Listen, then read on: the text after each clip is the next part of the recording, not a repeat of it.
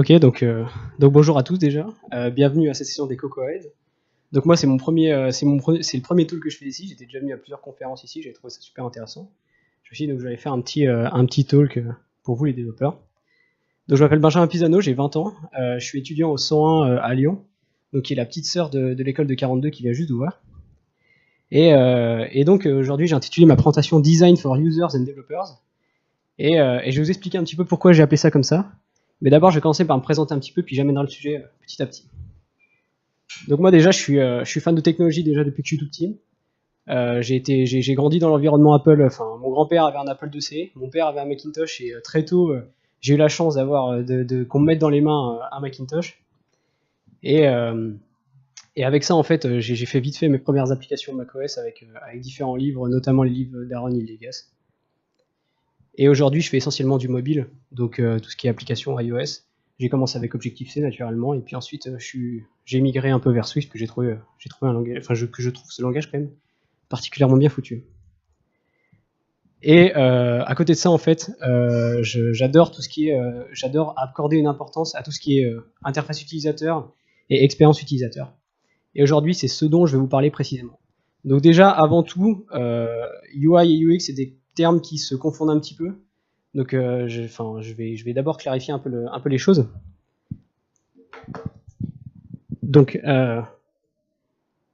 UI en fait c'est user interface, interface utilisateur en français, c'est-à-dire que c'est tout le côté visuel dans une application. À quoi ressemblent les boutons, etc. Et UX c'est user experience, c'est l'expérience utilisateur, c'est comment l'utilisateur va interagir avec votre app. Donc comme c'est pas toujours hyper clair, en fait je vous ai fait un petit schéma. Donc ça par exemple c'est un écran de base qu'on peut avoir très facilement avec Storyboard. Et donc c'est un écran de connexion basique avec un bouton en bas. Bon, l'interface utilisateur, c'est par exemple donner un background color à ce bouton-là, lui donner des angles arrondis, lui mettre une petite ombre. Voilà, c'est toujours comme j'ai dit le côté visuel de l'application. L'expérience utilisateur, c'est par exemple quand je touche le bouton, quand on a une attente, que l'appli nous montre qu'on attend quelque chose, et le feedback à la fin. Donc c'est comment l'utilisateur va recevoir les messages et comment il va communiquer en fait avec la machine. Donc encore une fois, pourquoi le titre Design for User and Developer? En fait, quand on construit une app, moi j'ai déjà construit plusieurs projets, j'ai plusieurs applications sur l'App Store et je me suis rendu compte qu'en fait, quand on crée une application, il y a souvent les utilisateurs qui ne comprennent pas ce que veulent faire les développeurs et les développeurs ne comprennent pas vraiment ce que les utilisateurs veulent. Donc du coup, c'est deux teams un petit peu distinctes et qui sont toujours un petit peu difficiles à mélanger. Et en fait, pour moi, pour faire une bonne application, il y a besoin de trois choses, qui ne sont pas forcément listées dans l'ordre, mais trois choses qui sont importantes pour faire une bonne application. La première, pour moi, une des premières choses, c'est l'interface utilisateur. C'est-à-dire qu'une app qui a une bonne interface utilisateur, c'est débile à dire, mais le premier contact que va avoir l'utilisateur avec votre application, c'est ce qu'il va voir. Il ne va pas forcément utiliser votre app au début, mais il va d'abord voir à quoi ressemble l'application. Ensuite, la deuxième chose, c'est l'expérience utilisateur, comment il va interagir avec. Si vous avez des bonnes fonctionnalités, une bonne interface, mais que vous avez par exemple un menu hamburger où il faut cliquer 40 fois pour voir où vous êtes et changer de section, l'utilisateur il va pas du tout aimer. Et la dernière chose enfin, c'est d'avoir des bonnes fonctionnalités, et qui dit bonne fonctionnalité, dit bon programmeur, dit bon algorithme, etc., etc. Et avec ces trois choses, naturellement, vous aurez une app qui est vachement stylée. Aujourd'hui, en fait, on peut le voir, en fait, ce schéma-là, il se répète avec plusieurs applications. Par exemple, vous avez Snapchat, donc qui n'est pas forcément une référence en matière d'expérience utilisateur, mais voilà, qui a une interface, utilisateur qui est quand même assez customisée. Uber, pareil. Uber qui est quand même, qui je trouve est une référence pour moi en matière d'expérience utilisateur, parce que c'est très simple à utiliser et en plus, l'appli est quand même pas si mal foutue.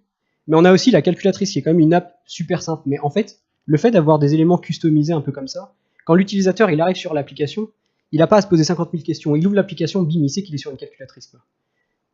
Et en fait, on peut le voir, même la calculatrice par exemple, les boutons de la calculatrice ressemblent pas forcément à ce que propose Apple directement avec UIKit. C'est-à-dire qu'on a des éléments d'interface qui sont quand même un petit peu plus personnalisés que ce que propose Apple par défaut.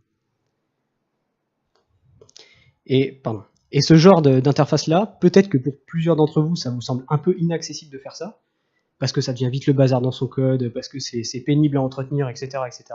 Mais en fait, je vais vous montrer qu'aujourd'hui, c'est ultra simple. Donc voilà, donc vous, en général, les développeurs, ils sont très très bons en algorithmie, ils savent faire des trucs super cool, des fonctionnalités géniales, mais l'expérience utilisateur et l'interface utilisateur, souvent, c'est réservé plutôt aux designers. Donc aujourd'hui, je vais essayer de vous parler plutôt d'interface utilisateur et d'expérience utilisateur, me concentrer vraiment là-dessus.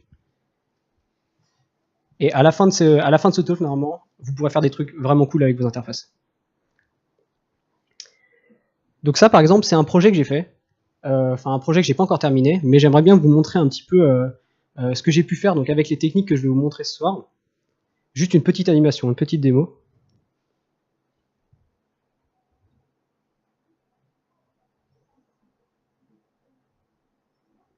Voilà. Donc, en fait, là, je vous ai même pas expliqué le concept de l'application, mais juste avec l'interface utilisateur et l'expérience utilisateur, vous avez pu voir à peu près à quoi ressemblait, enfin, qu'est-ce qui s'est passé en fait. Avec l'animation du chargement, bah, vous avez vu que par exemple l'app communique probablement avec Internet. Et le fait que le message parte en l'air, bah, y a une notion d'envoi quelque part en fait. Donc là, je vous ai même pas expliqué le truc, mais pourtant vous avez ressenti ce qui se passait quand même au travers de l'application. Et ça, c'est hyper important quand votre utilisateur il va utiliser votre app. Donc là, je vais rentrer un petit peu plus dans le sujet au niveau du code. Donc il va falloir que je vous parle de 3 notions qui sont importantes, plus ou moins simples. La première, c'est les subclasses ou les sous-classes. La deuxième, c'est les protocoles. Et la dernière, c'est les notifications. Donc je vais vous expliquer un par un à quoi ça sert et qu'est-ce que ça va nous apporter pour personnaliser un peu notre interface. Donc déjà, je vais commencer par les subclasses. Les sous-classes, qu'est-ce que c'est? Par exemple, prenons la classe UIButton qui est dans la librairie UIKit. Donc UIButton a plusieurs propriétés, j'en ai listé 2 ici, Frame et Alpha, mais il y en a plein d'autres, vous pouvez regarder dans la documentation d'Apple. L'avantage en fait de faire une sous-classe, par exemple, si on crée une classe MyCustomButton qui est une sous-classe de UIButton, en fait, on va créer nos propres propriétés personnalisées, par exemple currentState qui va définir l'état actuel du bouton, qui peut être normal ou inactif, et FixedToKeyboard, par exemple, quand le clavier se lève sur votre appareil, bah, le bouton va bouger avec. Mais on va garder tous les avantages qu'a un UIButton. Donc comment on fait ça avec le code? Bah, c'est très simple en fait. Il suffit simplement de créer une classe qui est une sous-classe de UIButton et dans laquelle, bah, dedans, on va mettre nos propriétés. Et si par exemple on regarde là ce qu'on vient de faire, si on crée un prototype MyCustomButton, si on accède aux propriétés de MyCustomButton, eh bien on voit bien que currentState est bien égal à 0, FixedToKeyboard est égal à false, donc ça c'est les valeurs qu'on a définies par défaut, et on a CustomButton Alpha qui est à 1, qui est la valeur définie aussi par Apple par défaut, et le frame qui est 000, qui est aussi la valeur par défaut définie par Apple. Donc on a tous les avantages de UIButton, plus nos propriétés customisées. Donc voilà, ça c'était pour le côté des subclasses. Ensuite je vais passer au protocole. Donc ça c'est un petit peu plus compliqué si vous ne connaissez pas les protocoles. Mais je vais essayer d'expliquer ça simplement. Donc qu'est-ce qu'un protocole? Un protocole en fait c'est simplement un modèle qui va contenir des fonctions ou des variables. Ici je lui ai juste dit que j'allais contenir des fonctions. Une fonction didBeginTouch et une fonction didEndTouch. On va reprendre notre MyCustomButton et on va lui ajouter juste une propriété, on va lui ajouter un délégué, qu'on appelle delegate, qui est de type MyCustomButtonDelegate. On va créer une autre classe, ViewController, qui peut être une sous-classe de n'importe quoi, UIViewController, UITableViewController, peu importe, en fait, on s'en fiche. Et on va lui dire que MyCustomButtonDelegate est égal à celle. Donc, ViewController est un délégué de MyCustomButton. Une fois qu'on a fait ça, on a juste à implémenter le modèle MyCustomButtonDelegate dans notre classe. Donc, c'est-à-dire juste ajouter les fonctions de MyCustomButtonDelegate dans notre classe ViewController. Comme ça, en fait, MyCustomButton peut appeler les fonctions du modèle dans ViewController. Donc on peut le faire via delegate didBeginTouch ou didEndTouch. Donc encore une fois, comment on fait ça par le code? Donc on va juste créer un protocole qui s'appelle MyCustomButtonDelegate dans lequel on va juste faire un modèle de nos fonctions, donc didBeginTouch et didEndTouch par exemple. Ensuite dans MyCustomButton, on va juste rajouter la variable delegate qui est de type MyCustomButtonDelegate. Et enfin dans notre ViewController, on va créer un ViewController qui répond au modèle MyCustomButtonDelegate. Et une fois qu'on aura fait ça, on a juste à implémenter nos méthodes. Et là, ça répond bien au modèle. Donc voilà pour les protocoles. Et ensuite, on va passer aux notifications. Les notifications, qu'est-ce que c'est? Prenons par exemple UIKit. On va prendre aussi MyCustomButton. Il arrive que des fois, UIKit, votre application, elle envoie un signal pour dire que par exemple le clavier va se lever.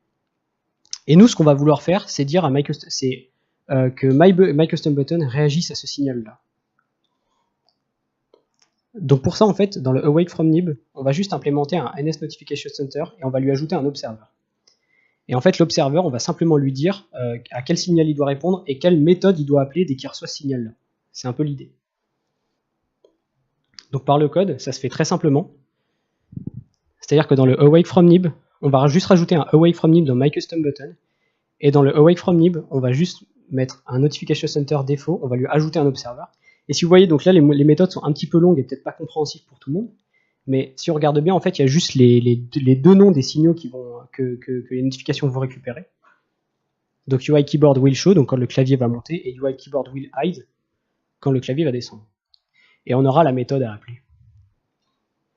Ensuite, on aura juste à implémenter nos méthodes personnalisées, qui seront appelées dès que le Notification Center recevra le signal. Donc là, si UIKit envoie le signal keyboard will show, ce sera keyboard appear qui va être appelé. Donc là, voilà, je vous ai présenté un petit peu les concepts en général.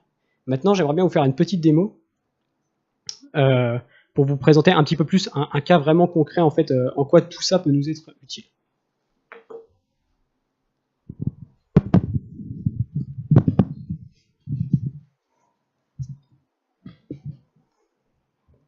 Donc pour ça, voilà, j'ai préparé un petit projet. Donc qui commence en fait. Donc là, j'ai créé un projet seulement, donc single view application. Et donc dedans, mon storyboard ressemble à ça. Donc voilà, j'ai un label de connexion, deux text fields basiques, et un bouton ici que j'ai appelé login. Le bouton a une petite particularité, c'est-à-dire qu'il a une contrainte en bas. Je lui ai juste mis un identifiant qui s'appelle bottom. On verra pourquoi, c'est pour le clavier, pour gérer la montée et la descente du clavier tout à l'heure. Dans mon viewController, j'ai juste implémenté une méthode touchButton qui enlève le clavier lorsqu'on touche le contrôleur. Alors, donc là par exemple, je vais vous montrer comment customiser un petit peu ce bouton-là, ce bouton de login. Donc pour commencer, on va créer une sous-classe de UI button qu'on va appeler MyCustomButton.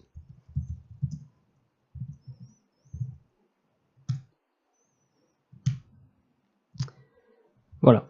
Donc une fois qu'on a fait ça, on va juste faire un petit enum. Donc il va énumérer les différents states du bouton. Donc on va l'appeler MyCustomButtonState. On va créer un case normal et un case inactive.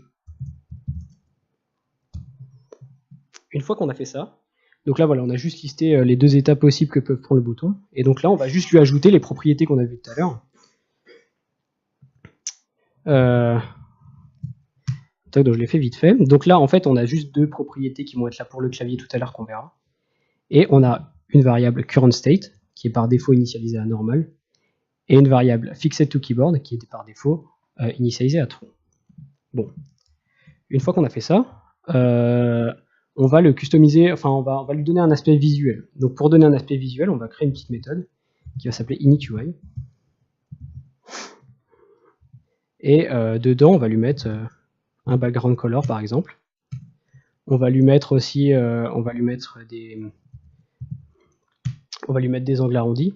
Et on va initialiser aussi la contrainte du bas pour le clavier encore une fois.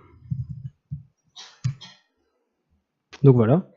Et on va appeler cette méthode-là dans notre awake from lib, c'est-à-dire que dès que le bouton apparaît, on va initialiser son aspect visuel.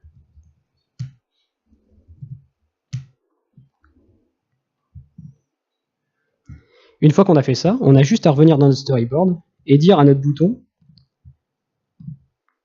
la classe de notre bouton, ça va être MyCustomButton. Donc en compilant ça,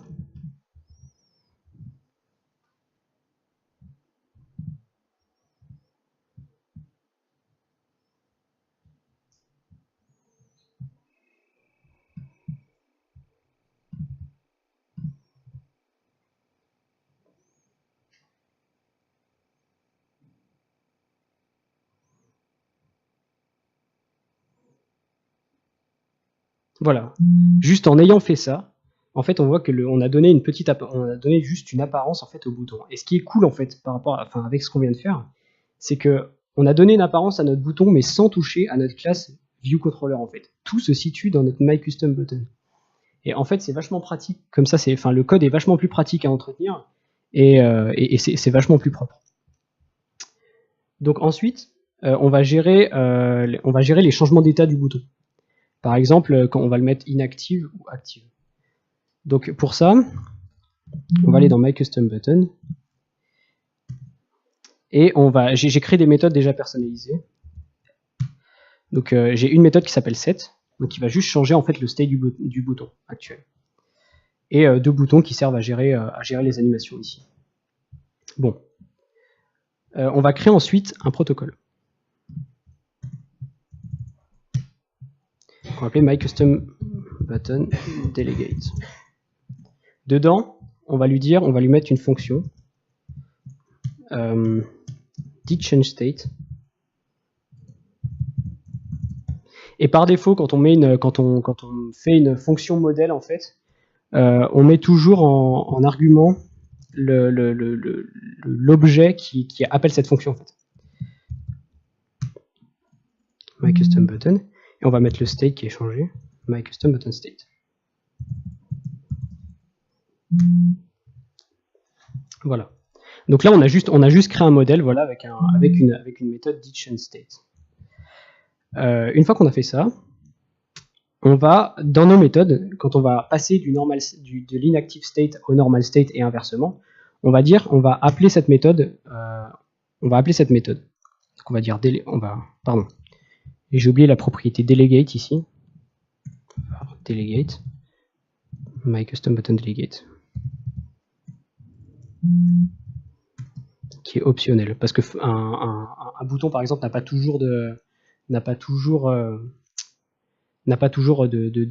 pas forcément un délégué. Et une fois qu'on change, on appelle cette méthode. didChangeState, self, state, normal. On fait exactement pareil dans inactive, delegate, didChangeState, self, inactive. Donc voilà, là on avertit le délégué que le bouton actuel vient de changer d'état. Une fois qu'on a fait ça, on va dans notre ViewController. Dans notre ViewController, on va lui dire que ViewController répond au modèle de MyCustomButtonDelegate. Voilà. Une fois qu'on a fait ça, normalement Xcode va nous mettre une petite erreur, va nous dire type ViewController does not conform to protocol MyCustomButtonDelegate. C'est-à-dire qu'on n'a pas implémenté les fonctions qui sont dans MyCustomButtonDelegate. Donc pour ça, on va mettre les fonctions. Et on va lui mettre didChangeState. Et quand on tape didChangeState, en fait, l'autocomplétion nous marque direct didChangeState, puisque le ViewController répond bien au modèle de MyCustomButtonDelegate. Et quand on va faire ça, on va juste print le state.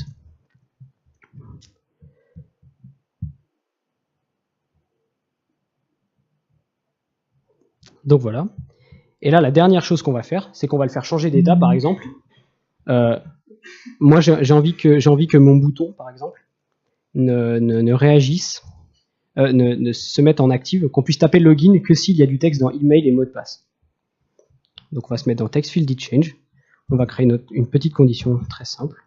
Textfield text égale rien ou textfield de texte égale à rien du tout. Si un des deux textfields est nul, alors MyCustomButton. Ah pardon. J'ai oublié aussi le fait qu'il faut linker le bouton depuis storyboard dans la classe pour y avoir accès. Tac. MyCustomButton, on va l'appeler. Donc ça, c'est comme linker un bouton, enfin, c'est une procédure classique. Voilà, et là on va dire MyCustomButton, set, state, inactive. Else, MyCustomButton, set, state normal. Donc voilà, en compilant ça, logiquement, si un de mes deux textfields est nul, le bouton ne devrait pas répondre. Enfin, devrait passer en inactive. Donc voilà, si un de mes deux textfields est nul, il est inactive. Si je mets là, il passe en active. Il passe en normal. Bon voilà, ça c'est le côté des protocoles. Et si on regarde aussi dans notre console, ce qui est intéressant de voir, c'est que normalement, on devrait avoir... Ah non, pardon. J'ai oublié de faire aussi le myCustomButton. Delegate égale self. Lui dire que le délégué du custom button, c'est le viewController actuel.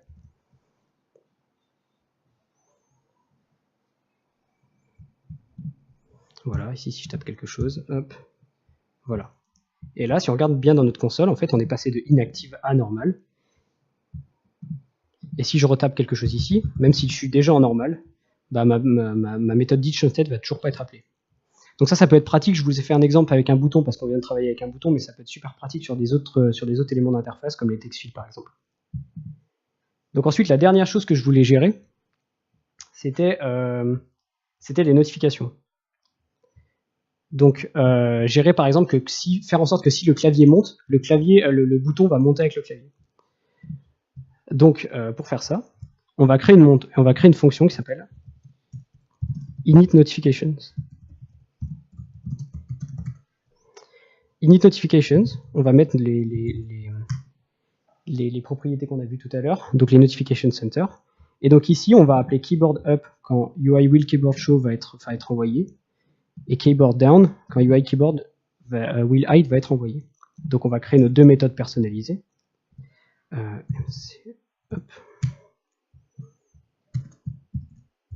Donc ça c'est juste pour gérer en fait ces deux méthodes que j'ai préparées avant, qui gèrent en fait l'animation, donc qui récupèrent les infos de la notification. Donc les infos de la notification, ça peut être la durée de l'animation lors de la levée du clavier, le type d'animation que c'est, et aussi par exemple ce qui peut être important, c'est la taille du clavier à récupérer. Ici on fait simplement l'animation de la contrainte du bas. Et on fait exactement pareil dans la fonction keyboard down.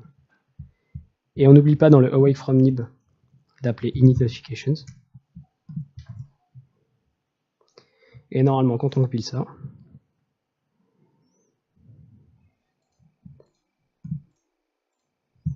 et qu'on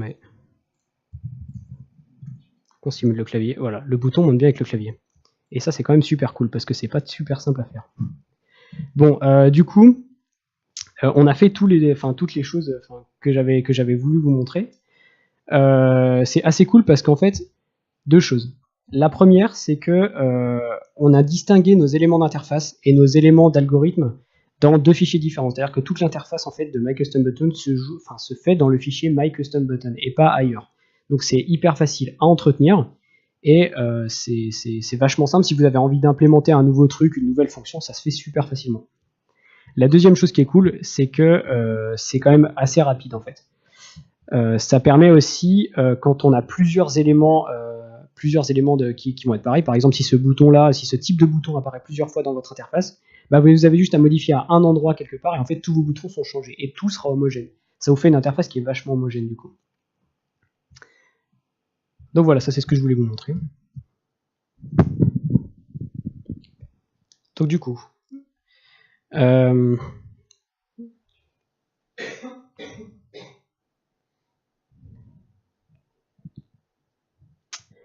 donc pour résumer un peu les choses, on a parlé de trois trucs. On a parlé des sous-classes. Les sous-classes, en gros, à retenir, ça sert à personnaliser les éléments surtout. Ça sert à ajouter nos petites propriétés tout en gardant les avantages de certaines classes que Apple a déjà définies. Les protocoles, ça sert surtout à notifier un changement, par exemple le changement d'état, un scrolling ou quelque chose d'autre, peu importe ce que c'est, notifier un changement. Et les notifications, ça sert à prendre en charge des événements, comme on l'a vu, par exemple, ça sert à prendre en charge le clavier. Mais je vous invite aussi à vous documenter parce qu'il y a plein d'autres événements dans UIKit, et comme par exemple le fait de toucher le bouton ou peu importe, il y a plein d'autres événements à prendre en charge. Et ça peut être hyper intéressant pour d'autres éléments d'interface que des boutons. Donc voilà, bon, si vous avez des questions, s'il y a des choses que vous n'avez pas compris, que j'ai peut-être mal expliqué ou quoi, bah, vous n'hésitez pas à me le dire, parce qu'encore une fois, c'est la première présentation que je fais ici. Donc voilà, s'il y a des choses que je peux faire, m'améliorer ou quoi, bah, n'hésitez surtout pas à me le dire. Voilà, merci beaucoup.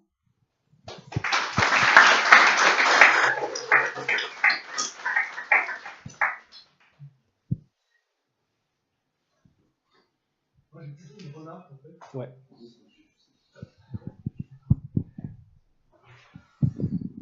Ouais. Je m'appelle Frédéric, je suis développeur iOS, tout bien. J'ai trouvé ta présentation très sympa, la démo aussi. Par contre, tu m'as vendu du rêve en parlant UI et UX. Et UI et UX, il y a plein de concepts qui sont intéressants pour les développeurs et qu'on aurait pu aborder et qui sont pas dans le code en fait. Comme tu as un écran, tout ce qui est notion d'affordance, donc faire ressortir des choses que vraiment les designers travaillent de façon très précise. Il y a un certain nombre de concepts qui sont vraiment sympas et effectivement que tous les développeurs ne connaissent pas. Parce que là, on a fait du code en fait. Cette partie-là, généralement, les développeurs la connaissent. Et donc, j'aurais juste aimé que tu fasses plus le lien entre UI et UX et ta démo. Parce que, si tu veux, je suis un peu resté sur ma faim par rapport au concept que tu as introduit, et qui était bien introduit d'ailleurs. Ça marche. Bon, bah, ça marche. Déjà, merci. C'est vrai que du coup, ça me donnera l'occasion de faire une deuxième présentation. Ouais, alors bon, j'ai essayé de rester aussi simple, quoi, parce que c'est pas il y avait des trucs, c'était pas forcément simple à comprendre. Moi, par exemple, j'ai fait beaucoup de code, et pourtant, la notion de protocole, j'ai quand même mis un petit peu de temps à la comprendre, voir vraiment à quoi elle servait. En fait, j'ai essayé d'aborder le sujet, en fait, de dire bon bah voilà, les protocoles ça sert à ça, avec les subclasses vous pouvez faire ça, les notifications vous pouvez faire ça aussi. En fait, pour moi, voilà, là il y a vraiment les bases qui sont posées. Et en fait, avec ça, peut-être avec un peu plus de documentation, un peu plus de choses, parce que là, le projet que je vous ai montré, j'ai fait des choses bien plus complexes que genre juste faire un bouton avec des angles arrondis et un fond bleu.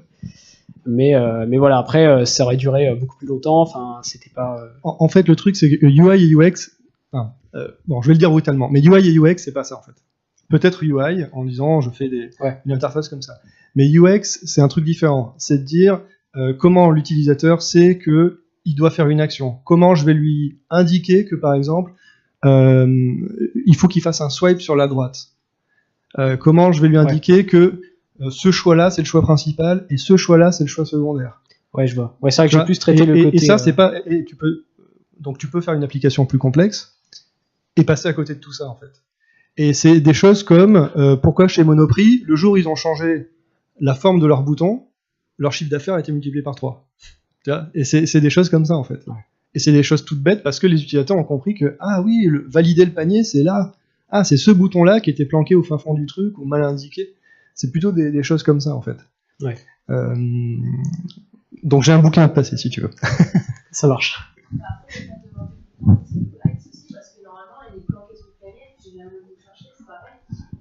C'est vrai, ça peut faire partie du truc. Mais après le...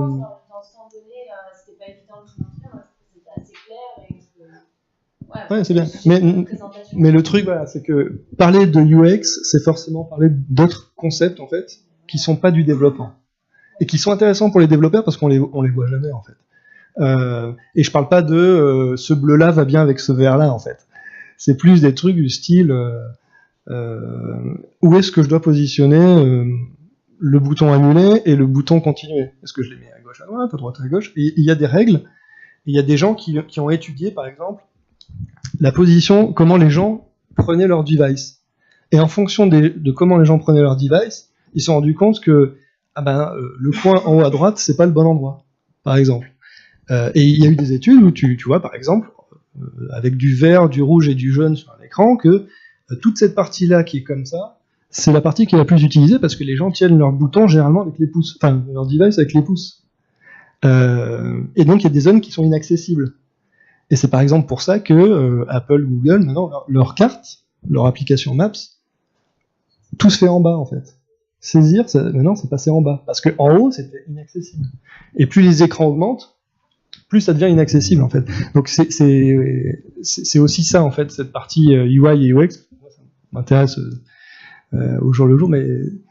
Et donc, ouais, on pourra refaire une presse là-dessus, ça pourrait être intéressant.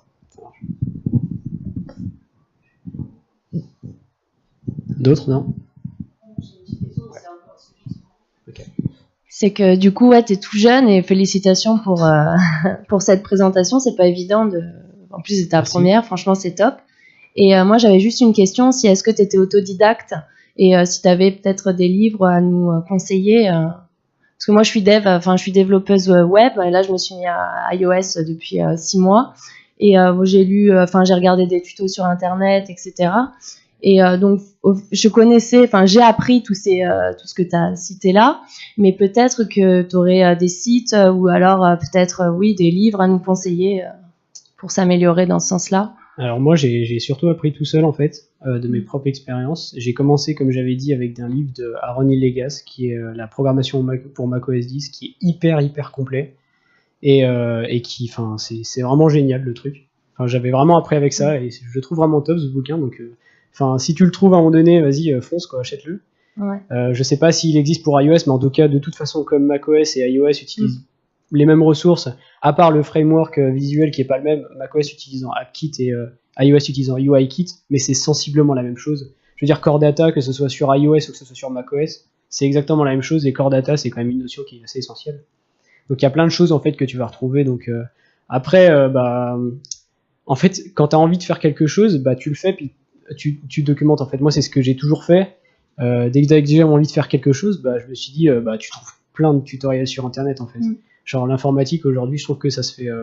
Alors, je vais peut-être me faire insulter là à la fin, mais ça se fait vachement sur Internet quand même. Tu trouves vraiment beaucoup de choses sur Internet. Après, voilà, moi j'ai utilisé qu'un seul livre. Et puis ensuite le reste, j'ai jamais trop appris. iOS, je l'ai appris nulle part. Enfin, je l'ai appris par moi-même par Internet. Donc, parce que même à l'école, ils te l'apprennent pas, non? Oula, À pas du tout. Ouais. Mais parce que moi, je me dis à mon époque, ils me l'apprenaient pas, mais je pensais peut-être que ça allait changer, parce que quand même, c'est. Alors, je suis dans une école, là, je vous ai dit, je suis au 101, donc qui est la petite sœur de 42. Dans le cursus, on a une branche qui s'appelle iOS Swift, que j'étais assez étonné de voir parce que Swift, c'est quand même un langage assez jeune. Et on aura quand même des initiations à Swift, apparemment. Donc, je vais me faire un plaisir de faire ce truc. Et, tu vas peut-être t'ennuyer. Je pense pas, non. Non, mais en tout cas, ouais. Alors après, le problème d'apprendre tout seul aussi, moi, que j'ai pas mal ressenti, c'est que, par exemple, en arrivant à mon école, en fait, je pensais savoir beaucoup de choses et en fait, on n'en sait pas grand-chose. En fait, le fait d'être autodidacte, on n'a pas de cadre et en fait, on a tendance à coder les choses bien. Je veux dire, pour l'utilisateur, il s'en fout, mais pour entretenir son code après, par exemple, ça, on a du mal à le faire en fait. Moi, je l'ai vu dans mes premiers projets, par exemple, faire son code au début. J'avais fait une application de calculatrice, en RPN. Si je regarde la première version aujourd'hui que j'ai sortie sur l'App Store, mais c'est de la rigolade quoi. Le truc, doit y avoir 2 fichiers au total et il doit y avoir 1000 lignes par fichier, c'est n'importe quoi. Vous voyez ? Et en fait, c'est plus on avance, plus on voit des trucs sur Internet, plus on apprend des concepts, les sous-classes, machin, diviser en fichiers, dire qu'à un moment donné, avoir trop de fonctions par fichier, c'est pas bien, on apprend tout seul et puis on commence à se structurer un peu. Voilà, le seul problème, c'est qu'on n'est pas cadré. Ce qui est bien, encore une fois, ce que j'ai découvert là à mon école, c'est qu'on a une norme. La norme, on a intérêt à la respecter. En fait, c'est bien parce que du coup, quand on lit le code des autres et tout, c'est super homogène. On arrive vers quelqu'un d'autre, le code on le lit en 2 secondes, quand on le comprend tout de suite. Et alors que ça, on nous l'apprend pas en fait sur Internet, par exemple. Ok, merci beaucoup. Pas de souci.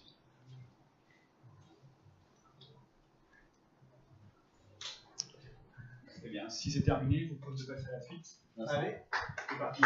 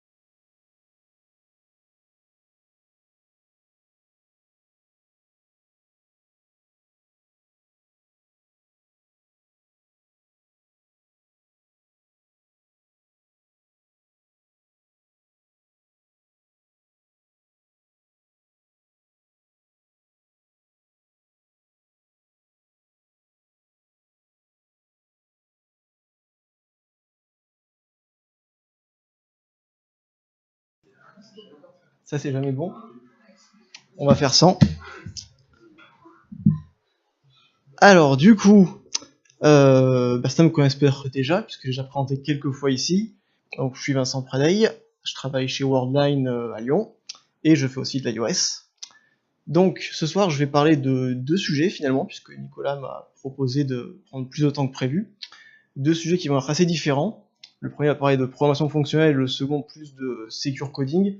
Mais il y aura quand même une petite ligne directrice, ça va être l'idée de trouver des moyens pour que qu'on exprime notre code de la façon la plus appropriée au contexte dans lequel on l'utilise. Alors le premier sujet, je l'ai appelé From Async to Rx with Little to No Work. Donc je vais parler du framework Rx. Maintenant si vous ne connaissez pas, il n'y aura aucun problème parce que je vais utiliser un niveau très basique et avec une présentation de ce que je vais faire. Et en fait, je vais vous montrer comment est-ce qu'on peut, en Swift, transformer avec le langage, sans avoir recours à des éléments externes type script ou générateur de source, comment on peut transformer une fonction qui est faite pour fonctionner avec un certain pattern ou un certain framework pour qu'elle marche avec un autre framework ou un autre pattern. Donc on va voir ça plus en détail parce que dit à l'oral comme ça, c'est jamais très clair. Donc avant de commencer, je vais faire quelques petits récapitulatifs en Swift sur la syntaxe de Swift parce que ça va être assez important pour pouvoir bien suivre la suite. Donc comment est-ce que les fonctions sont typées en Swift? Donc le premier exemple qu'on a, c'est quelque chose qu'on connaît tous, c'est une fonction f qui prend un entier et qui retourne rien. Maintenant ensuite, en dessous, on a une fonction g, qui est une syntaxe qu'on connaît parfois peut-être un peu moins. Donc g, c'est une fonction qui prend un entier et qui retourne une autre fonction qui, elle, prend une string et retourne rien. Ah, il faut que je le prenne. Sans tout casser.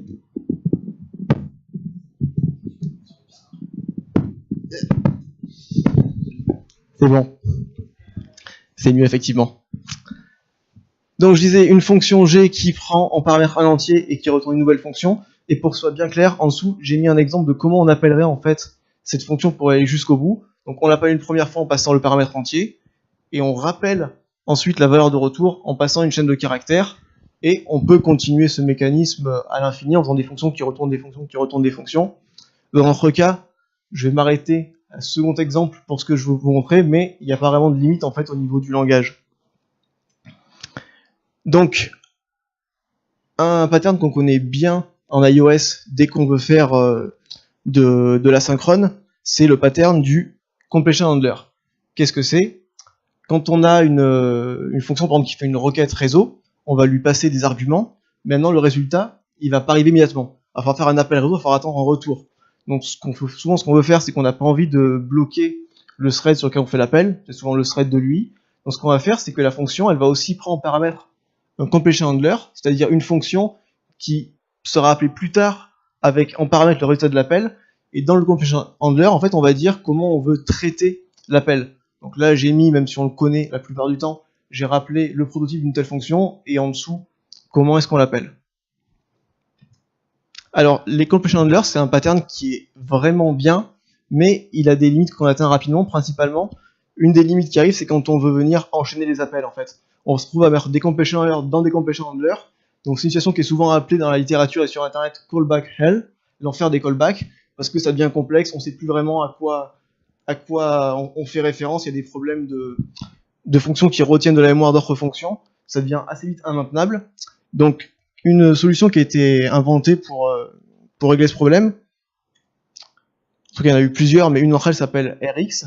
Donc Rx, c'est une librairie en fait qui va nous permettre d'écrire du code asynchrone, mais en utilisant le pattern de l'observable. C'est-à-dire que nos fonctions, au lieu de prendre un completion handler qui prend un paramètre en résultat, elles vont retourner un observable typé avec le type du résultat. Et ce qu'on va faire, c'est qu'ensuite, l'observable, on va venir y souscrire des observeurs qui sont sous la forme ici de blocs de closure. Et en fait, ce qui va être vachement mieux, c'est que quand on va venir faire des traitements enchaînés, c'est qu'on va pouvoir faire notre requête, elle va retourner un observable, on va venir y souscrire, faire quelque chose, et ensuite on va pouvoir enchaîner des appels en faisant un map ou d'autres primitives de ce genre. Donc on va éviter d'avoir le mécanisme de callback dans des callbacks dans des callbacks. Alors, je vais pas trop tôt m'éterniser sur RX. Moi, ce que je veux plutôt parler, c'est les librairies. Souvent, on les utilise des completion handlers, les librairies existantes. Il y a même beaucoup de librairies d'Apple qui fonctionnent comme ça. Donc, si on veut faire une application avec RX, le problème qu'on va avoir, c'est que ces librairies-là, elles n'utilisent pas RX. Donc, si on veut être uniforme dans notre code, avoir une seule convention d'appel, on va dire, il faut qu'on soit capable de faire une conversion. Donc ça, on peut le faire à la main. On a les primitives qui sont fournis dans le framework RX. Donc là, ce que j'ai, c'est que donc on a toujours la fonction que j'avais. Voilà, la fonction qui est ici, qui fait une requête en prenant une string init et un completion handler, elle existe toujours. Et cette fonction-là, on veut la transformer en fonction qui retourne un observable.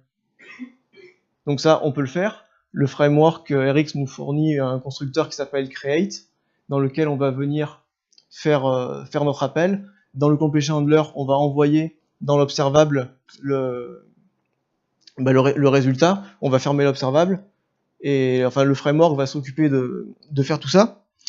À la limite, il faut mieux pas, cherchez pas forcément à comprendre comment ça marche, c'est pas le but.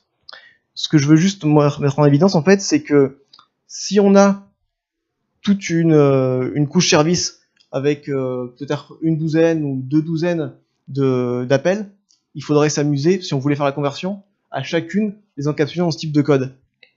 Du coup, on va avoir beaucoup de code boilerplate, et surtout on va avoir beaucoup de code dupliqué. Donc si un jour on a une mise à jour à faire vers une nouvelle version du framework, il va y avoir beaucoup de modifs à faire, on va faire beaucoup de copier-coller, il va y avoir beaucoup de risques à ce niveau-là. Donc en fait, ce qu'il nous faudrait, c'est une technique qui nous permette de prendre en paramètre une fonction qui marche avec des completion handlers et de retourner une fonction qui fait le même traitement, mais qui retourne un observable.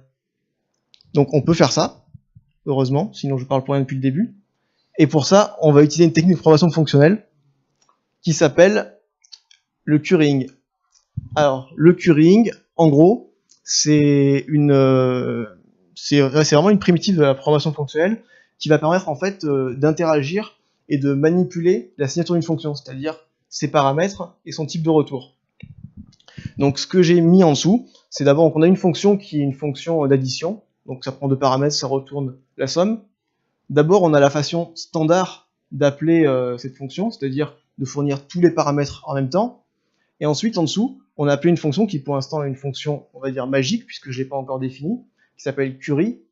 Et cette fonction-là, elle va retourner quelque chose qui va nous permettre, en fait, d'appeler notre fonction add, mais en fournissant les paramètres les uns après les autres. Donc déjà, on retrouve la syntaxe que je vous avais montrée au début.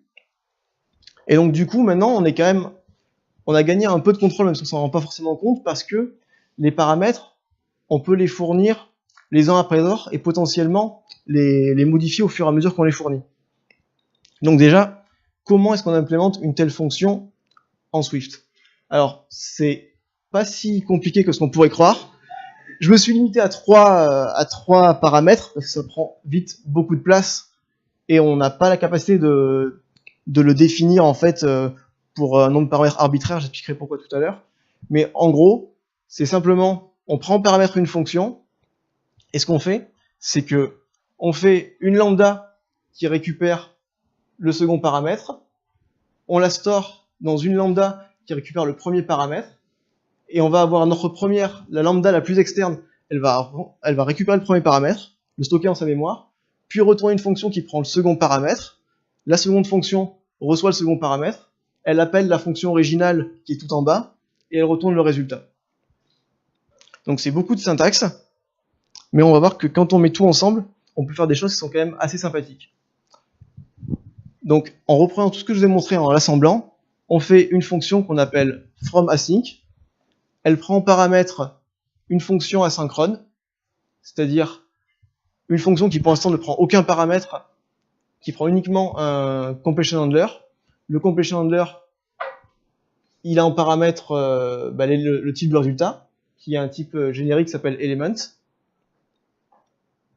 Donc notre fonction fromAsync, elle prend en paramètre une fonction qui prend un completion handler. Ce completion handler fournit un résultat type element, et elle nous retourne une nouvelle fonction qui retourne un observable. C'est assez compliqué à lire cette syntaxe. J'avais cherché plein de façons de le mettre sur une slide, mais j'ai pas trouvé mieux au niveau des parenthèses. Déjà, même en leur lisant comme ça, des fois j'ai un peu de mal à comprendre ce qui se passe. Donc ouais, on est dans le cas où notre fonction ne prend aucun... Bah, c'est fait pour simplifier, on va dire, l'utilisation du code. Par contre, les fonctions boîte noire qu'on va jamais voir en général, celles-là, elles sont en général assez violentes. Mais donc ouais, on prend en paramètre une fonction qui prend le completion handler, et au lieu d'interagir via le completion handler, on retourne un observable avec le même type que le completion handler. Et à l'intérieur, ce qu'on retrouve, c'est le code que j'ai montré tout à l'heure, qui permet de faire le bridging en utilisant le observable.create du framework. Et ensuite, ce qu'on fait, c'est qu'en utilisant ça, on vient créer la fonction qui gère le cas des fonctions qui prennent un paramètre, puis le completion handler, la fonction qui prend 2 paramètres, puis le completion handler. Alors en général, ça, on le fait pas à la main, on peut utiliser des outils genre SwiftGen ou comment ça s'appelle leur sourcerie, qui permettent de faire ça. D'ailleurs, c'est ce que fait RX pour ces fonctions qui veulent gérer jusqu'à n arguments. Et on arrive à la partie intéressante. Comment on utilise ça? Donc, on a toujours notre fonction qui prend en paramètre une string, un entier et un completion handler. Et ben, on passe cette fonction en paramètre de fromAsync et on récupère en retour une fonction qui prend en paramètre une string et un entier et qui retourne un observable. Et du coup, là, ici, je suis capable de passer en paramètre ma fonction qui marche avec des completion handlers et ensuite de venir y souscrire en utilisant le code RX, puisque du coup on a fait le mapping, le completion handler est devenu un observable. Alors, faire ça, qu'est-ce que ça entraîne en termes de coût? Parce qu'il y a quand même rien qui est gratuit, il y a quelques cours qu'on peut avoir, même si je trouve que par rapport à ce qu'il peut apporter comme intérêt en termes de simplicité du code, ils sont très supportables. La première chose, c'est que quand on fait des fonctions qui prennent beaucoup de paramètres génériques en Swift, ça peut être long à compiler. J'avais remarqué que c'est quand on dépasse 6 paramètres génériques, souvent qu'on commence à avoir des délais. Donc une solution à ça, en fait, c'est si on rencontre le problème, on peut passer le code qui est bridgé dans une librairie externe qui est compilée une fois pour toutes et ensuite qui n'est pas en plein cul avec Carthage. Donc on règle le problème. Et un autre cas aussi qu'on peut avoir, c'est que quand on appelle des fonctions, qu'on les approche un peu récursives, on peut avoir un petit coup en termes de performance. Si jamais c'est le cas, par exemple qu'on a, je sais pas, genre une vingtaine de services et il y en a uniquement un seul qui est appelé de façon un petit peu intensive et qui a ce problème-là, au pire celui-là on fait la conversion à la main. Ça me semble être un bon compromis dans ces cas-là. Donc là, ce que je vous ai montré, c'est une technique qui permet de faire quelque chose que moi je trouve assez puissant, mais qui en même temps est assez lié à un framework et qui est aussi très central dans l'architecture. Donc même si vous l'avez compris qu'elle vous semble très intéressante, je pense pas que demain vous allez pouvoir la mettre en œuvre. Donc ce que j'ai mis à la fin, c'est 2 bonus pour vous montrer qu'on peut utiliser cette technique-là dans beaucoup d'autres cas et avec, on va dire, la possibilité de s'en servir un peu plus rapidement. Alors, la première utilisation, c'est toujours sur les fonctions asynchrones, c'est quand on veut parler de test unitaire. Parce que les fonctions asynchrones, autant c'est très bien quand on veut s'en servir pour alimenter l'UI, puis ça permet de ne pas bloquer l'UI, d'avoir quand même une application qui reste réactive. Par contre, quand on veut faire un test unitaire, c'est assez embêtant. Parce que là, j'ai fait une fonction asynchrone tout bête qui va appeler son completion handler avec une chaîne constante. Si on veut tester ça en du Xcode test, on va être assez embêté de savoir qu'est-ce qu'on met dans notre assert, puisque le completion handler, il va être appelé plus tard, mais la fonction de test, elle, aura déjà retourné. Donc au final, il va jamais être exécuté, et ça va être un peu compliqué de faire un code de test qui soit simple et maintenable. Donc l'approche qu'on pourrait avoir, ça serait de transformer la fonction asynchrone en fonction synchrone, en utilisant un dispatch group, qui est la classe de Foundation pour implémenter un principe de sémaphore, et on va venir synchroniser le thread d'appel avec le thread du completion handler pour venir retourner la valeur de résultat de façon synchrone. Donc une fois qu'on a fait ça, eh ben, on est en mesure de faire un test unitaire. Maintenant, s'il faut faire ça pour chaque service qu'on appelle, les tests unitaires ils vont devenir assez ingérables. Mais du coup, l'avantage, c'est que la technique que je vous ai montrée, ben, on peut aussi l'appliquer à un cas comme ça. On est capable, avec la même technique, de faire une fonction toSync qui prend en paramètre une fonction asynchrone et qui retourne sa version synchrone en venant encapsuler le code qui fait la synchronisation entre le thread du completion handler et le thread de l'appel. Du coup, ben, on est capable de faire des tests unitaires qui déjà fonctionnent, ce qui est déjà bien, qui sont beaucoup plus simples, et en plus, on est capable de mettre ce code uniquement dans la target, dans l'executable de test, et du coup, on vient même pas l'inclure dans le code de notre application. Donc même si on, par exemple, on a des craintes sur les performances, là on est uniquement dans la target de test, on peut utiliser la technique et en avoir les bénéfices sans risquer des coûts trop grands. Et un autre exemple que je voulais vous montrer pour un peu mieux illustrer le curing, parce que c'est une technique qui est très très vaste, et là je l'ai montré quand même assez rapidement, c'est, imaginons qu'on veut faire un type qui permet de valider qu'un montant est inférieur à une valeur maximum. Donc du coup, ce qu'on va être capable de gérer, c'est la valeur maximum, et c'est de dire est-ce qu'on compare de façon stricte, ou de façon inférieure ou égale. Donc du coup, on a une implémentation, on va dire, basique, on a une structure, on vient stocker un maximum, et est-ce qu'on est strict ou pas dans un initializer, et on a une fonction validate qui va nous tester est-ce qu'on est strict, et qui va venir ensuite implémenter la bonne expression suivant que. Mais au final, on a écrit des choses plusieurs fois, on a fait une structure en fait qui est quand même assez grande par rapport à la simplicité de ce qu'elle fait, et du coup, en utilisant une version, on va dire, inline de la technique du curing, on peut faire quelque chose de beaucoup plus court en disant, finalement, ce qu'on veut faire, c'est qu'on a des opérateurs de comparaison qui prennent deux paramètres, et ce qu'on veut pouvoir faire, c'est choisir entre l'opérateur strictement inférieur et strictement inférieur ou égal, et venir fixer, un de ces paramètres, venir fixer la bande supérieure. Et on peut faire ça avec un curing qui est fait, on va dire, inline dans le langage à la compilation, c'est de dire, on stocke uniquement une fonction qui prend un entier et retourne un booléen, et cette fonction, on l'a construit en disant, eh ben, si on veut comparer strictement, c'est la fonction qui prend un entier et retourne s'il est strictement inférieur à la valeur maximum, sinon c'est la fonction qui prend un entier et retourne s'il est inférieur ou égal à la valeur maximum. Et pareil, on a utilisé la même technique, même si on n'a pas les mots-clés qui apparaissent, pour venir vraiment prendre une fonction générique et la spécialiser, venir la tordre pour qu'elle réponde plus à notre besoin, quoi. Donc au final, qu'est-ce qu'il faut retenir de ce que je vous ai montré? Déjà retenir le terme curing et retenir que c'est une des primitives de la programmation fonctionnelle et que c'est quelque chose qui est puissant parce que ça permet de venir manipuler en fait la signature d'une fonction. Une fois qu'on a cette primitive, la signature d'une fonction c'est plus quelque chose d'immuable. On peut venir la manipuler, on peut venir encapsuler une fonction dans une autre fonction qui fait la même chose, mais en prenant des paramètres ou en retournant des choses un peu différentes. Du coup, on est capable de venir en fait construire des versions alternatives de nos fonctions qui sont plus appropriées à un contexte en particulier. On a vu par exemple le contexte où on dépend d'un framework spécifique qui serait RX, le contexte où on a un test unitaire et du coup on veut plutôt être en multithread, au contraire on veut venir tout synchroniser. Et une dernière chose, c'est se rappeler aussi que le curing en fait, ça permet de venir affecter des valeurs constantes à certains paramètres d'une fonction et du coup ça permet de venir en fait spécialiser une fonction très générique. Et c'est quelque chose qu'on a tous fait quand on est dans un langage, par exemple, qui n'a pas la notion de paramètres par défaut. Des fois, on fait une fonction qui prend plein d'arguments. Ensuite, on fait une fonction qui prenne à chaque fois un argument de moins en appelant la fonction de dessus avec une valeur par défaut. Et ben, c'est une forme de curing, à part que là, tout est compilé. Dans ce que je vous ai montré juste avant, on est capable de l'exprimer comme ça en une ligne. On a une fonction, on lui fixe un de ces deux paramètres, on l'a spécialisé et on l'a rendu plus spécifique à notre besoin. Mais du coup, on a aussi exprimé notre besoin de façon en fait beaucoup plus claire et concise. Est-ce que vous avez des questions sur ce sujet? Déjà, est-ce qu'il y a des gens qui avaient entendu parler de programmation fonctionnelle et de curing avant ce soir? Une personne, deux personnes, plus. Mais c'est déjà bien.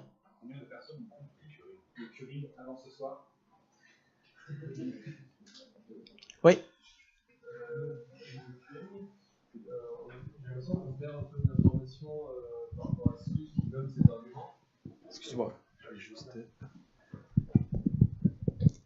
Du coup, ce que je voulais dire, c'est que Swift a une signature de fonction où les arguments sont nommés, et avec le curing, on va perdre ce nommage des arguments quand on va les passer après coup. Du coup, ça peut être peut-être un peu dommage de perdre cette information-là. Ouais, absolument. Ça, c'est une des limites en Swift auxquelles on ne peut rien. Alors, on ne perd absolument rien au niveau du typage, puisqu'avec les génériques, on a un typage qui est fort. Par contre, effectivement, on perd les labels externes des fonctions. On ne perd pas le label interne, puisque ici, j'ai quand même pu fournir un label interne. Par contre, on ne pourra jamais le passer à l'appel de la fonction. Si on enlève le underscore qui est là, le compilateur râle et dit il faut mettre un underscore, parce qu'effectivement, dans sa syntaxe Swift, quand on a un type de fonction, on peut pas fournir de label externe. Ouais. C'est une très bonne remarque. Et une autre chose sur laquelle je veux revenir, parce que j'ai dit qu'on devait fournir à chaque fois une version de la fonction pour 0 paramètres, 1 paramètre, 2 paramètres, 3 paramètres, etc. Là, je l'ai pas mis dans les slides parce que c'est vraiment... En fait, c'est compliqué pour rien, mais dans la version qu'on mettra en ligne, il y aura un slide en plus où il y a une version générique du curing en JavaScript, parce qu'en Swift, on ne peut pas le faire, parce que Swift ne permet pas de manipuler en fait les paramètres d'une fonction sur le tableau. JavaScript le permet parce que c'est un langage interprété. Swift est compilé, il peut pas le faire parce que ça ferait prendre trop d'hypothèses sur la façon dont le processeur gère les arguments d'une fonction. Mais quand on a la possibilité de récupérer les arguments sur nos tableaux, on peut faire le curing sous la forme d'une fonction, et vous aurez l'exemple en JavaScript.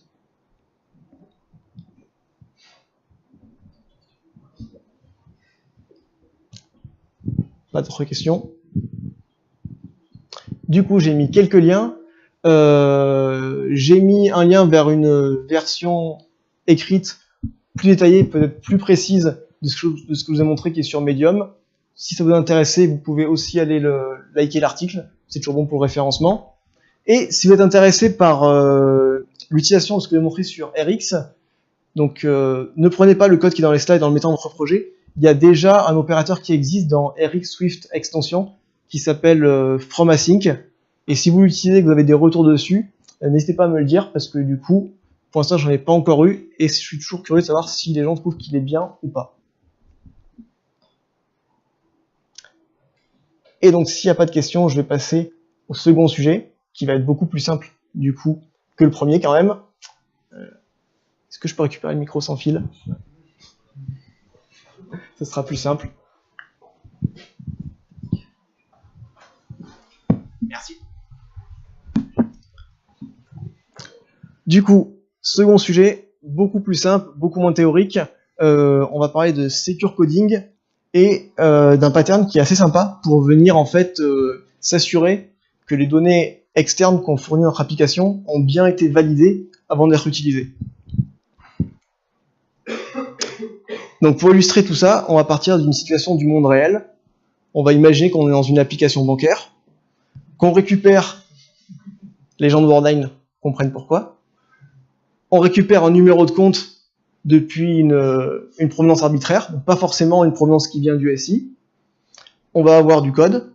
À un moment donné, on va faire un test pour valider qu'il est bien conforme à un numéro qu'on peut utiliser dans notre SI. On va encore avoir du code, et ensuite, on va venir utiliser le numéro. Donc c'est toujours un peu caricatural, un exemple comme ça, mais quand même, on peut imaginer qu'une base de code, elle grossit, elle évolue, et on se trouve dans une situation comme ça, où on a des tests assez importants qui se retrouvent au final perdus dans des morceaux de code. Donc là, ce que je vais montrer, on a une validation qui a lieu, mais elle a lieu pour le moment, dans le sens où elle pourrait être très rapidement perdue, parce que il n'y a rien vraiment qui force cette validation à avoir lieu, mis à part le fait que le code est là. Et vu qu'elle est potentiellement perdue dans des gros bouts de code, si on imagine qu'on travaille en équipe, même en faisant de la revue de code, ça peut être compliqué de se rendre compte que dans une fonction assez importante, il y a un test qui a disparu, et que le fait que ce test ait disparu, on n'a plus notre sécurité qui a lieu, quoi. Donc ce que je veux essayer de faire, c'est vous montrer, au final, quel pattern on pourrait avoir pour créer un système où on est obligé de valider nos données externes, et en plus c'est facile de vérifier que cette direction a bien lieu, quoi, qu'on ne l'a pas oublié. Un système où par construction on vérifie les données externes avant de s'en servir. Donc pour ça, je vais d'abord introduire une façon de coder qui s'appelle le Model Driven Security. Alors c'est une idée qui est très simple, c'est de dire les types de base, type string, int, on ne les utilise pas dans notre partie business logic. On vient créer des objets métiers qui viennent encapsuler nos types de base, même s'il y a uniquement un seul type de base, par exemple notre numéro de compte c'est uniquement un nombre, c'est pas grave. On vient le mettre le wrapper dans un objet métier, et dans le constructeur objet métier, on appelle une fonction de validation, et surtout, on interdit à notre logique métier de lire ces données depuis autre chose que des objets métiers. Du coup, on voit qu'on est déjà en train de commencer à faire un système où on se dirige vers quelque chose où on ne pourra pas venir lire une donnée qui n'aura pas été validée. Donc c'est une première étape, mais elle n'est pas suffisante, parce que maintenant on va faire un code un peu plus complexe. On va imaginer un virement bancaire sous sa forme la plus simple, c'est-à-dire compte à débiter, compte à créditer et montant. On applique ce qu'on a fait, c'est-à-dire qu'on fait un init qui peut échouer. On vient jouer des tests pour valider que les numéros de compte sont valides, que le montant est valide, et si oui, on crée notre objet. Alors ça a l'air bien, mais en fait il y a un bug dans ce code, c'est que j'ai fait du copier-coller quand j'ai voulu créer mon init, et du coup, je valide que le compte de crédit est valable 2 fois, et par contre ensuite, je viens affecter avec le compte de débit. Donc en fait, ce qu'on voit, c'est que le système qu'on a mis en place, il est bien, mais il a encore un petit défaut, c'est que on peut venir lire une valeur, peu importe qu'elle ait été validée ou pas. Et au final, c'est ça qui permet d'introduire des risques, notamment dans les codes de création qui sont tendance à être pas très intéressants à écrire, sur lesquels on a tendance à faire beaucoup de copier-coller, et du coup, les erreurs peuvent vite arriver. Donc ce que je vais m'emprunter, c'est, on va dire, la clé de voûte, c'est le pattern du validateur. Très simple. C'est une struct qu'on va appeler, qui est générique, qui s'appelle untrusted. Elle contient une valeur et un initiateur pour la créer. Alors on remarque une chose, c'est que cette valeur, elle est file private. C'est-à-dire qu'en fait, avec ce que j'ai montré là pour l'instant, on peut mettre une valeur, mais on n'a aucun moyen de la lire depuis l'extérieur du fichier. Alors pour l'instant, c'est pas intéressant, donc on va rajouter quand même une autre chose. On va rajouter un protocole aussi générique qui s'appelle validateur. Et lui, pour pouvoir se conformer à ce protocole, il va falloir simplement implémenter une fonction de validation qui va prendre la valeur et retourner un booléen. Et ensuite, on change de slide, mais attention, on est toujours dans le même fichier. On va venir dans une extension au protocole créer une fonction qui s'appelle validate. Et qu'est-ce qu'elle va venir faire? Elle va venir prendre en paramètre la fonction, la valeur untrusted. Elle va essayer de la valider. Si elle réussit à la valider, elle retourne la valeur qu'il y avait dedans. On est toujours dans le même fichier. La valeur est stockée de façon file private, donc on peut y accéder. Si le test échoue, par contre, on retourne nil. Et en gros, ce qu'on vient de faire là, on vient de faire un container dans lequel on peut mettre une valeur à laquelle on ne fait pas confiance. Et le seul moyen pour notre code de venir récupérer la valeur, c'est de lui faire passer un test et que le test réussit. Donc si on regarde comment ça marche en vrai, on crée du coup une structure qu'on va appeler account number validator, qui va implémenter le protocole validateur. Donc on a dedans la fonction, et là on vient appeler notre fonction isValidAccountNumber. Et ensuite, on vient changer notre constructeur du coup, où dans notre constructeur, on utilise notre validateur pour tenter de valider le numéro de compte untrusted, et si ça marche, et seulement si ça marche, on a la capacité du coup de venir binder la valeur à une variable et ensuite l'affecter. Par contre, si le test n'est pas passé, on n'a même pas la possibilité de faire le bug, puisqu'on n'a pas la possibilité de récupérer la valeur qui était dans le container. Et du coup, avec cette technique-là, et quelques guidelines que je vais détailler, on peut faire un code qui va être, on va dire, correct par construction. Alors, les règles, ça va être quoi? Ça va être de dire, dès qu'une donnée externe est récupérée, il faut immédiatement qu'on la stocke dans ce container untrusted. L'avantage, c'est que dans du code, ça va être des lignes qui vont se suivre immédiatement. Du coup, dans une review, c'est facile à valider. Une donnée externe arrive, tout de suite on se dit, est-ce qu'elle est bien mise dans un container? Donc première règle. Seconde règle, c'est de dire que les objets métiers, quand on veut venir les créer, leur init, il peut prendre en paramètre soit un autre objet métier, puisque les données qui sont dedans on a déjà confiance en elles, soit un container untrusted. Mais en tous les cas, ils ne prennent jamais de type primitif.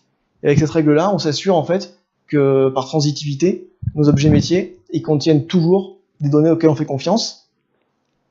Et pour finir, on dit que notre logique métier, elle a le droit d'interagir, comme je disais au début, uniquement avec nos objets qui viennent wrapper nos valeurs, et jamais avec des types primitifs. Ça pareil, c'est facile à vérifier, il n'y a qu'à regarder la signature des fonctions, et vérifier qu'on a à chaque fois que des objets métiers. Et en fait, si on implémente ces règles-là, on a l'assurance, on peut démontrer que toutes les valeurs qu'on va utiliser dans notre logique métier seront passées par un test de validation. Alors ça ne veut pas forcément dire que le test de validation sera pertinent, parce qu'on peut très bien passer un test qui retourne toujours oui, mais au moins déjà on a la garantie qu'on est toujours passé par un test, et le seul point d'attention qu'il faut avoir, c'est que dans nos init, on appelle bien le bon test en fait. Et si on a fait ça, on peut être tranquille, dans tout le reste du code, tout est encapsulé, il n'y a pas à se poser la question quand on review, est-ce que au-dessus ou en dessous. Normalement le système, il est bien réglé, et il fonctionne. Est-ce que vous avez des questions sur ce second sujet ?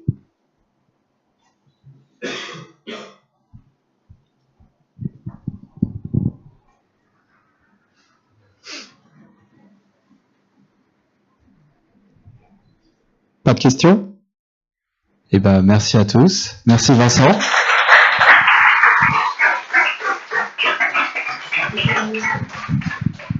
Bon, premier lien, pareil, explication de façon écrite. Surtout, second lien, c'est un lien vers une conférence, donc un talk de la conférence GoTo 2016, qui explique en partie ce pattern-là, mais qui explique aussi beaucoup d'autres techniques sur comment s'y prendre pour faire du code secure, notamment pour les gens qui font du mobile. Il y a une partie où il explique comment faire un code qui est sécurisé dans les processus d'enrôlement. Quand on a pour s'inscrire à l'application, on a un wizard avec plusieurs étapes. Comment s'y prendre pour que ce soit de la façon la plus safe possible.